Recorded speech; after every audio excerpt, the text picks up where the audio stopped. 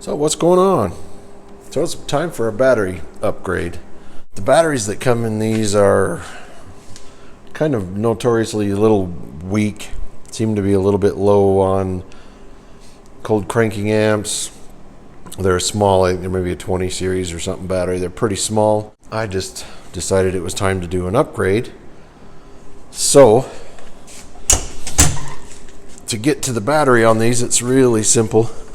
You just grab the front of the seat, pull it straight up, it unhooks from the back, move that out of the way, and there's the battery. You can see it's a pretty small battery that comes in these. But yeah, we are going to change that. So here's everything you're going to need to get the job done. This is part number 715-004-431. This is a part from Can Am. This is the battery bracket. That's a little bit bigger bracket than the stock one. And you're going to need a 30 amp hour battery. I got this one from O'Reilly's. It's the ETX 30LA. I bought this battery in particular just because I actually got a really pretty good price on it. So, I mean, there are other options. I mean, anything this basic size of battery will work. I just chose this one. I've had this battery in an ATV before. Not this actual battery, but this brand of battery. Had really good luck with it, so did it again. So, yeah, that's what you need to get started. So, according to the instructions, we have to remove the old battery first, which makes complete sense. So we'll start with that. It's just merely a matter of removing the terminals. You always disconnect the negative terminal first. So, yeah, pretty simple stuff. You just turn the screw till the screw comes out, and you remove the terminals. Watch for the washers. Yeah, really couldn't be much more simple. So just as a side note, whenever you're working on these Maverick Trails, whenever you're doing anything under the dash, you're dealing with screws and bolts or anything like that. I mean, I use this little magnetic tray, but just kind of as a word of caution, these little drain holes right here. I don't know if any of you have seen the movie Event Horizon. If you haven't, go check it out. You'll understand what I mean. It's a pretty horrible movie, but for those of you that have, you'll understand. Anyway, at the bottom of these drain holes, the screws are actually drawn in by some weird force into that hole, and through that hole is where that Event Horizon movie was filmed, down there. Anyway, the screws go in there, they're sucked in there, they're drawn in there. You will never see them again. Anyway, when you get down, just something to think about. Be careful when you're dealing with screws, because they will, and they do, and you'll never see them again go down in that hole. So, looks like a 10 millimeter. Just gonna remove these.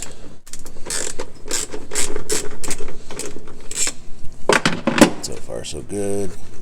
Don't drop it down into the Event Horizon hole. Boy, that is a long screw.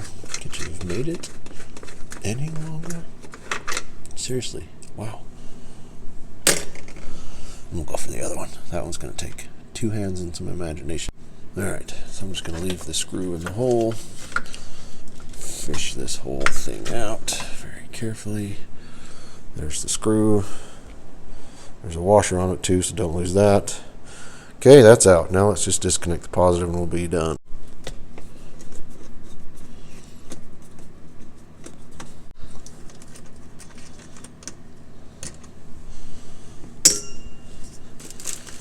Get that out of the way. Now we should be able to just lift it out, which we can.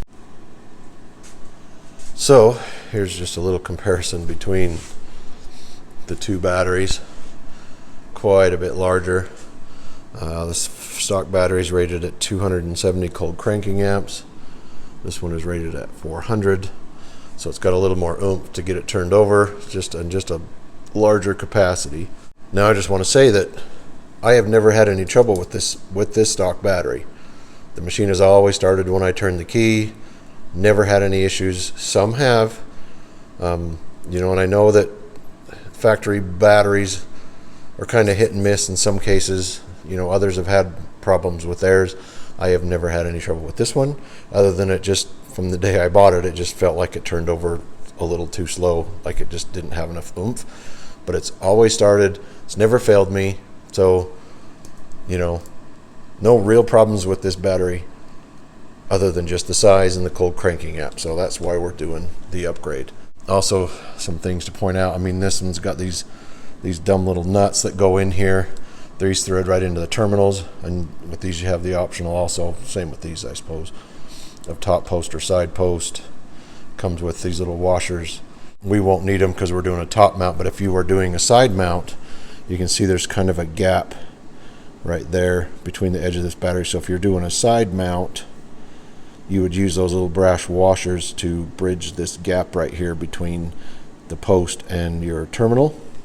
But yeah, like I say, in this case we won't need them because we are doing a top mount. But anyway, that's the difference in the two batteries. It's pretty substantial difference. Another thing I should point out, the instructions say to remove this rubber grommet, and I removed this one too. We'll just see if it lines up right. Anyway, remove these two from the original one and place them in this replacement. It's just kind of a rubber bumper, I guess, for the battery. Also kind of note that one leg on the hold down is a little bit longer than the other. The long end goes here, short end goes there, so it's going to go in like that over the battery. So now let's test fit the battery, see if it fits. It fits down in that perfectly. You can see the hole is pretty well, almost made for this size of battery. Fits right down in there perfectly. Okay, first issue. Cannot get this in with the seat frame in the way, so I am going to have to pull the seat frame out, which is no big deal. Just a couple of bolts that hold it in place. It's not a major deal. Grab a hold of the bottom of the back, pull it straight out towards you, lift it straight up, and it comes out. Yeah, so it's just two, you know, little nuts, and we'll just lift that seat, the frame right out, and we'll start it again. Alright, I got the 4 bolts out of the seat, or nuts. Word of caution, they're, let me see, 13 millimeter by the way. I loosened where the nut's just basically sitting right on top, and I took a pair of needle nose pliers and grabbed the nuts. Don't drop the nuts. Anyway, once you get the nuts out, this thing just lifts right up. It's easier to do with 2 hands.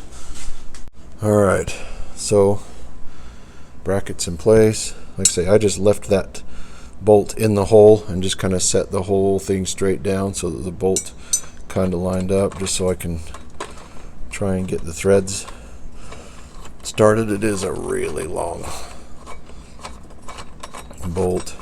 Anyway, just get it started. Grab the other one. Yeah, that's tight. That's gonna snug down on the battery pretty dang good. Anyway, then I am just going to tighten them both down evenly. All right, tighten down. I didn't go overly tight because boy, it was sure pressing down on the battery, but everything's bottomed out like it should be.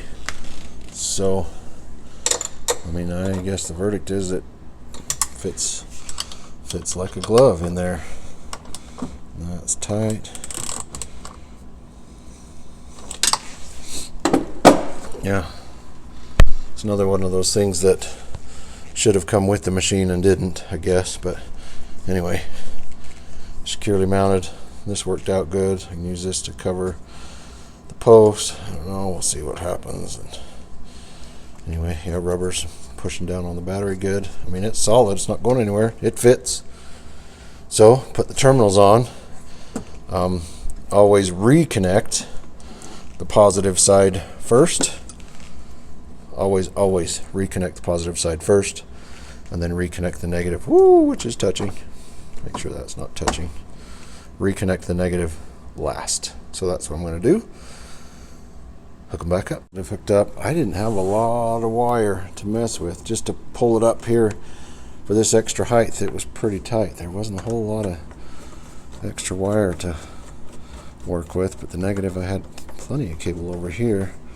Anyway, tighten down. All right, got the seat frame down, straps down, terminals hooked up. I mean, I just kind of angled this to where it's just gonna stay in cover. It's not pretty, but it'll work. But as you can see, there's just plenty of clearance for this battery, oodles and gobs, and it just fits down in the hole that Can Am made quite nicely. Yeah, just put the seat back in. Okay, that's it. When you put the back in, same way you take it out, you slide it down over the rails, pop it in the bottom. Make sure the rubber grommets that the seat pops into don't come out of the holes. So slide it down, bump it in at the bottom. Seat bottom goes in at the back, pops down in the front. Done. Much larger capacity than the stock battery. You know, when I run these lights, and you know, while the engine's running, the stator on this thing puts out plenty of juice. So when the engine's running, you're just not going to run out of power. And you know, unless I sit with the engine off with the lights on, or you know, any other future power upgrades I end up doing, I'm not going to need the larger capacity per se, but it's just one of those things that it makes me feel better, so I did it. And that's it. So yeah, you just need the bracket from Can Am, which is like $50. Thanks, Can Am. What a ridiculous amount of money that was. And a 30 amp battery. I'll put a link to that battery in the description. I'll also put a link to some other batteries that I looked at. There's several to choose from. And that's it. And maybe 15-20 minutes of your trouble and you're good to go. But I mean, that's an upgrade I've been wanting to do since I bought this machine. You know, it's still cold and it's still winter outside, so this is the time to tinker with crap in the garage. And there it is. So hey, thanks for watching. Like the video if you like it, subscribe if you haven't, and we'll see you in the next one.